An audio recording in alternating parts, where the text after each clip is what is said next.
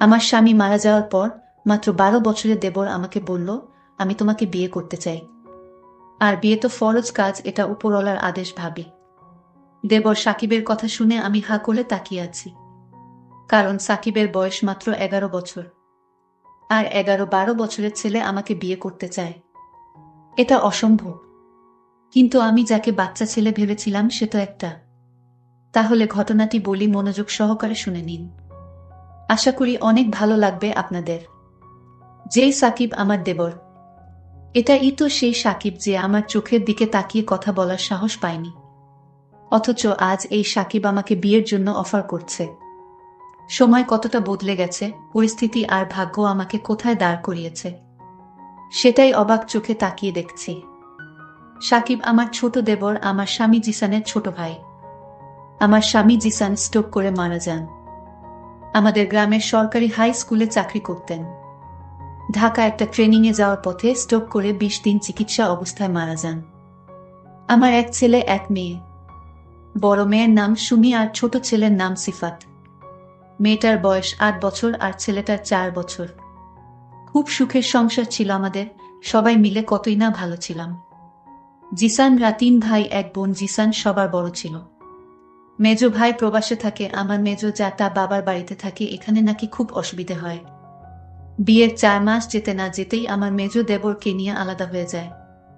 আমি শুধু আলাদা হতে পারিনি, কারণ জিসানের মাকে কে দেখবে, আমি তো উনার মেয়ের মতো। তাও বউ হিসেবে আমার মেজো যাই ভালো।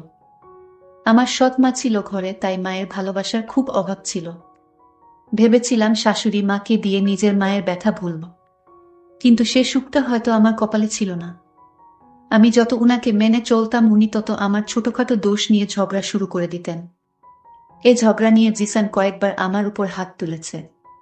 তাও প্রতিবাদ করতে যেয়ে পারিনি, কারণ আমি নারী মুখ দিয়ে বললে আমার অধিকারের অভাব নাই। কিন্তু পুরুষতান্ত্রিক সমাজে আমরা নারীরাই দোষী। কার নামে কোথায় বিচার দিব? দিন শেষে এই পরিবার নিয়েই তো আমাকে থাকতে হবে, তাই কখনো প্রতিবাদ করেছি, আবার কখনো করিনি। সব মিলিয়ে আলহামদুলিল্লাহ ভালো ছিলাম। কিন্তু সবার কপালে সব সুখ সয় না, হয়তো আমার ক্ষেত্রে তাই হয়েছে। সাকিব আমার সাথে চোখ তুলে কথা বলতে পারেনি ওর ভাইয়ের ভয়ে। আমার জানামতে আমাকে খুব সম্মান করে, কিন্তু আমার স্বামী মৃত্যুর পর বুঝলাম শুধু ভাইয়ের ভয়ে আমার দিকে তাকাতেও সাহস পায়নি। ছেলে মেয়ে দুটোকে নিয়ে কোথায় যাব, কি করব? শাশুড়ি মা এবং সাকিবের অত্যাচারে ঘরে বসা যায় না। কয়েক মাস জিসানের ব্যাংকে জমানো টাকা দিয়ে কোনো রকম দিন কাটিয়ে দিয়েছি। কিন্তু আস্তে আস্তে তো সব শেষ হয়ে যাচ্ছে। এদিকে সাকিব ক্লাস 8-এ পাশ করেছে জিসান মারা যাওয়ার আগে। কিন্তু ও তো ছোটখাটো কিছু কাজ খুঁজতে পারে, তা না, উল্টো ঘর থেকে টাকা নিয়ে বাজে খরচ করে। চোখের সামনে আমার সাজানো সংসারটা শেষ হয়ে যাচ্ছে, কি করব, কার কাছে হাত পাতব? সব মিলিয়ে আমি তিলে তিলে শেষ হয়ে যাচ্ছি। আল্লাহ কাছে তাজ্জুদের নামাজ পড়ে কত রকম ফরিয়াদ করেছি। আল্লাহ যেন আমাকে সৎ রাখেন, হালাল রিজিকের ব্যবস্থা করে দেন। ছোটবেলায় মাকে হারিয়ে সৎ মায়ের কাছে কম কষ্ট ভোগ করিনি। আসলাম স্বামীর বাড়িতে এসে স্বামীকে হারালাম। আল্লাহ যে আমার কত পরীক্ষা নিচ্ছেন জানি না, তবে আল্লাহকে এতটুকু বলতাম, আল্লাহ যেন আমাকে ধৈর্য দেন সবকিছু সহ্য করার। দিন দিন সাকিবের অত্যাচার বেড়ে চলছে। হুটহাট করে যে কোনো কথা বলে ফেলে, এক অদ্ভুত আচরণ করতে চায়। কোনোরকম আল্লাহ নাম নিয়ে বেঁচে আসি, তবে এরকম কতদিন? বাহিরে বললে বলবে স্বামী নাই, তাই এখন এমন করছি। কিন্তু বাবার বাড়িতে যাওয়ার ব্যবস্থা সব বন্ধ। আমি ইন্টার পাশ, বিএ ভর্তি হওয়ার আগে তো বিয়ে হয়ে গেল। কিন্তু এত অল্প বয়সে স্বামী হারাবো কখনো কল্পনাও করিনি। ছেলেটা ও বড় হচ্ছে, মেয়ে ও, কিন্তু আমি কোথায় যাব? ভেবেছিলাম ওদের সাথে কষ্ট করে কোনোরকম ওদের কাজের মহিলা হয়ে ও দিন কাটিয়ে দেব। কিন্তু না, আমার প্রতি তাদের নির্যাতনের পরিমাণ দিন দিন বেড়েই চলছে।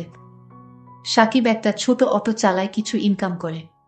ভেবেছিলাম এখন ভালো হয়ে যাবে, কিন্তু না, সুযোগ পেলেই আমার সাথে শাশুড়ি এবং সাকিব ব্যবহার খারাপ করার চেষ্টা করে। সাকিব ছোট হলে কি হবে? দিন দিন সাকিব আমার দিকে অন্যরকম দৃষ্টিতে তাকিয়ে থাকে। আর মাঝে মাঝে বলে, ভাবি আমি তোমার অপেক্ষায় থাকবো সারা জীবন। একটা বাচ্চা ছেলের মুখে এ কথা মানায়?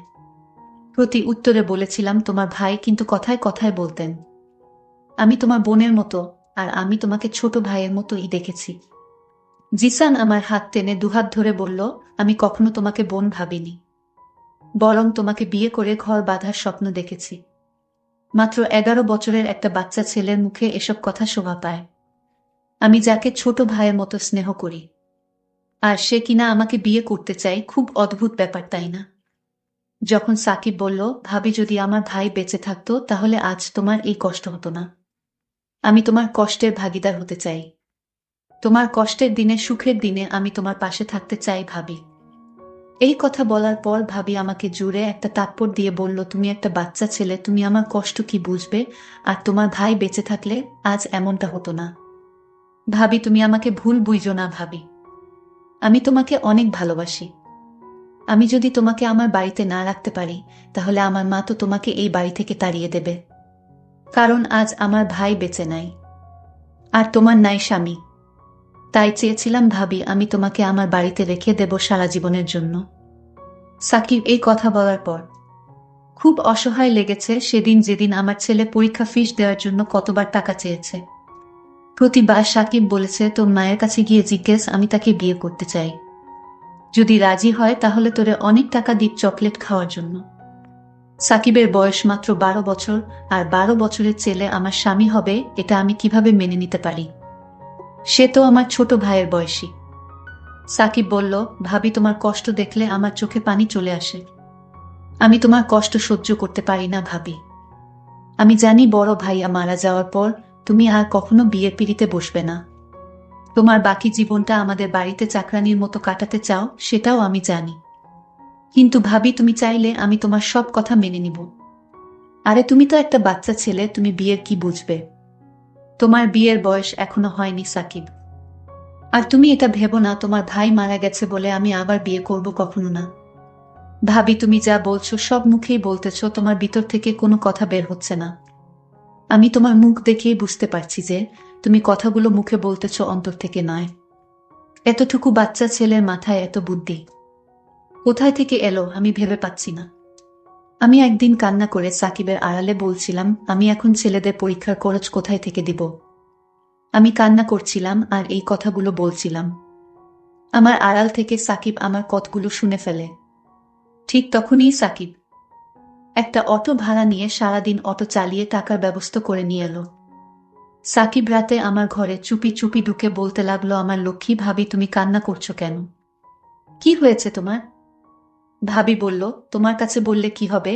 আরে ভাবি বলো না শুনি, সমাধানও তো করতে পারি। তুমি একটা বাচ্চা ছেলে, তোমার বয়স কম, তুমি কি বুঝবে? আরে ভাবি শোনো, তুমি আমাকে ছোট দেখতে পারো, আমার বয়স কম হতে পারে, কিন্তু ভাবি মানুষের দুঃখ কষ্ট বুঝার ক্ষমতা আমার আছে। একবার বলো না। তখন ভাবি বলল, মাস্টার আমার ছেলের পরীক্ষার ফিসের জন্য তাগিদ দিয়েছে, বলেছে কাল পরীক্ষার ফিস দিতে না পারলে পরীক্ষা দিতে দিবে না। ওহ ভাবি, এই ব্যাপার সমস্যা নাই ভাবি। তুমি যখন একা একা বসে কান্না করেছিলে তখন আমি তোমার কথা শুনেছি। তারপর আমি একটা অটো নিয়ে বের হয়ে যাই, আর তোমার ছেলের পরীক্ষার ফিসের ব্যবস্থা করে ফেলেছি। এই নাও, এখানে 1000 টাকা আছে, তুমি তোমার ছেলের পরীক্ষার ফিসটা দিয়ে দাও। তখন ভাবি খুশি হয়ে টাকাগুলো হাতে নিয়ে ছেলের পরীক্ষার ফিস দিয়ে দিলেন, আর তার ছেলে পরীক্ষা দেওয়ার সুযোগ পেয়ে গেল। একদিন দেখি ভাবির শরীরটা খুব দুর্বল। ভাবিকে বললাম, ভাবি তোমাকে আজ খুব দুর্বল দেখাচ্ছে কেন? আরে এ কিছু না। তারপর ভাবির কপালে হাত দিয়ে দেখি শরীরে অনেক জ্বর, জ্বরে গা পুড়ে যাচ্ছে। আমি বললাম, ভাবি তোমার তো শরীরে অনেক জ্বর। তখন ভাবি জ্বরে জ্ঞান হারিয়ে ফেলল। আমি চালু করে জলপট্রি দিলাম, তারপরও দেখলাম কিছুতেই জ্বর কমছে না। রাত প্রায় 12টা বাজে, এখন কি করি?